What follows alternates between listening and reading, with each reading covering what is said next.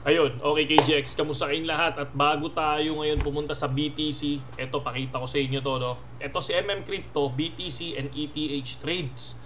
Kung titingnan nyo, 8.1 million na yung US dollar na yung profit niya, no? Kasi kaya 8 million dollar na yung profit niya, pumasok siya mga idol ng long position, no? Nang mababa pa lang. Ito katulad nito sa ETH, pumasok siya 1.5, no, or 1.6 USD. Doon siya nag long position sa ETH mga lodi, di ba? And then pumasok siya ngayon sa Bitcoin mga lodi ng 32,717, no? And then pumalo ang Bitcoin ng 64K USDT. So ibig sabihin 100% yung nilipad mga lodi nito, no, ng Bitcoin mga lodi. And then nag-profit siya ng 786, tapos ang laki nito.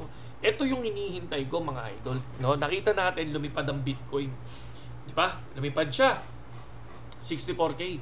Walang makaka-predict mga lodi, no, kung hanggang saan ang itataas ng Bitcoin, di ba? Pero dahil sa mga charting, no, doon sa support and resistance, doon yung makikita yun. Kung lilipad ba siya, kung dapat tama no? Kumbaga kapag kami sarili kang technical analysis, 'di ba? May sarili kang TP and SL, 'di ba? So pwede kang manalo doon mga lodi. Pero dito, kung titingnan natin, once na makakita tayo ng talagang maraming nag-news na pababa na, no, babantay ka sa news. Lalo na to si MM Crypto, babantayan ko yan kasi pag nakita kong nag-short position to, so babaliwalain ko yung analysis ko, mag-short position ako, titingnan ko, baka swertein ako, no? Pero kasi matagal na kasi ang followers nito So tinitingnan ko talaga siya. Sabi ko gusto ko maging ganito someday. Yung ito, yung ganyan na ganyan, yung ito, yung ganito yung makikita mo sa trade mo. Kasi ako nangyayari sa akin natatakot ako dahil syempre mataas na, hindi ko siya pwedeng pabayaan. No, kapag nakita ko nag 50% profit, yun, nagti-take profit na ako noon. 40%, 30%, nagti-take profit na ako. Yun yung ginagawa ko mga lodi. Hindi ko kaya to. Pero kapag na-tsempohan ko, ngayon katulad nito, syempre nakikita ko na, okay, basta ma-tsempohan ko na bumaba yung market, yun na yung bear market mga lodi, no? Yung kunyari, ma-tsempohan ko yon, yung start na yon, ay, ang sarap nun mga idol. And then bababa yung market, kunyari, nakuha mo, kunyari, ang Bitcoin lumipad ng 80K. Tapos yun na pala yung peak niya, no? Okay, 100K, yun na pala yung peak nun, no? 120, yun na yung peak nun. So makita mo lang na bumababa na ng konti, di ba? So nakita mo na nag-short na yung mga traders. Ang sarap sumabay doon. Tapos hihintayin mo na lang, kumbaga parang hayaan mo na, no? Kumbaga parang lakas ang loob, take risk na, no? Na zero kung zero, masunog kung masunog. Pero once na yun na pala ang bear market, puta, jackpot yun. Ganito yun, ganito yun. So yun yung gusto ko someday, no? Gusto kong makita yan. Kaya pilit kong inaaral kung ano yung nangyayari, no? And then syempre, ako all eyes on ETH, no? So for me, ETH, parating ang spot ETH, possible yan. Merong mangyayari dyan mga lodi. Possible lumipad dyan. Possible 6,000 USDT or 10,000 USDT, di ba? Malay natin mga idol. Kaya ako, para sa akin, susubukan ko kahit 100 USDT. Susubukan kong pumitik ng Ethereum. So, mataas ng Ethereum pero susubukan ko. Eto, susubukan ko to kasi hindi pa wala pang spot ETH pero kung sakaling biglang ma-approve yan, automatic yan, siguro profit ka talaga dyan, no?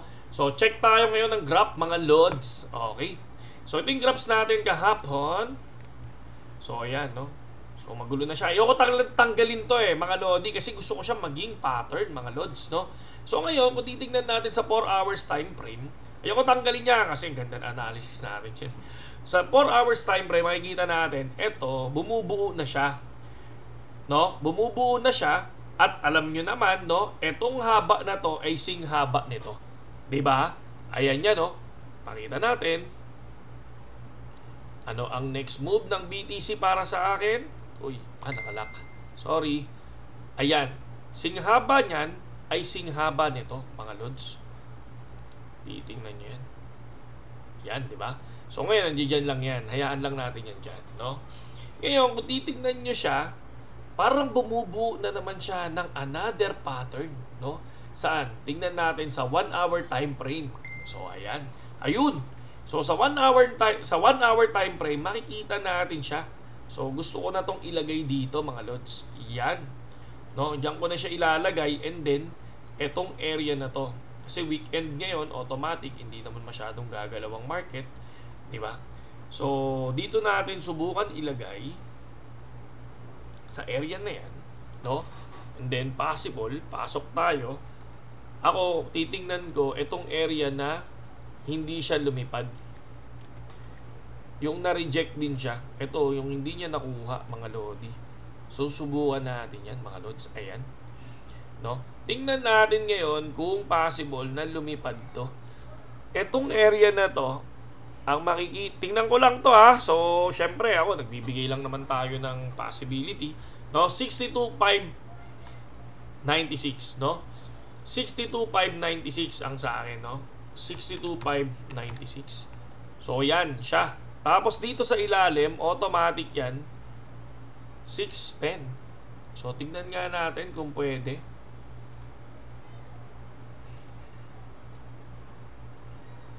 $60. Tama ba? 60,100. Subukan ko yan ha.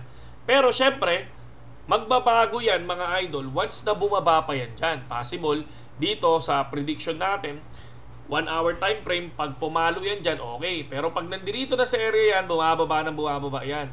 So 62,480, 62,325, tapos biglang pag pumalo dito, 62,287, tapos dito rin sa area na to, 61,500, parang umaangat naman yung mismong support.